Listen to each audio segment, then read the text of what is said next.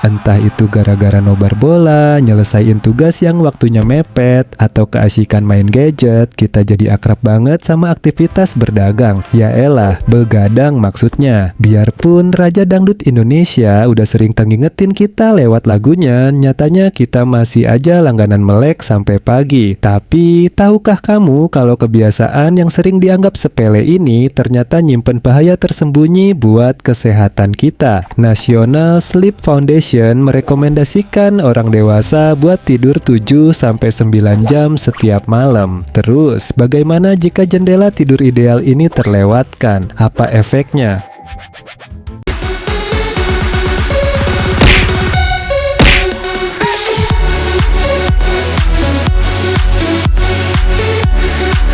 Oke, jadi secara jangka pendek, kalau kita kurang tidur, kualitas tidur menurun dan kita bakal tetap ngerasa lelah pas bangun. Perlahan-lahan kita jadi mudah tersinggung dan otak kesulitan mengingat atau fokus. Ibaratnya mesin yang dipaksa nyala terus, kemampuan bereaksi dan penilaian kita pun jadi makin terganggu. Nah, makin banyak hutang tidur yang kita kumpulin, makin gede juga risiko jangka panjangnya. Penelitian bilang tidur cuma 4 jam berturut-turut bisa bikin tekanan darah dan hormon stres kortisol kita naik. Belum lagi begadang punya hubungan langsung sama penyakit jantung. Gak berhenti di situ, jam 11 malam sampai jam 3 pagi itu waktunya aliran darah ke hati lagi optimal. Jadi kalau kita melek di jam itu, kinerja hati buat mendetoks tubuh bakal terganggu. Kurang tidur juga bisa ningkatin radang usus, masalah ginjal, sampai bikin kulit jadi kusam dan keriputan. Sungguh mengerikan. Dan ternyata nggak cuma fisik aja yang kena.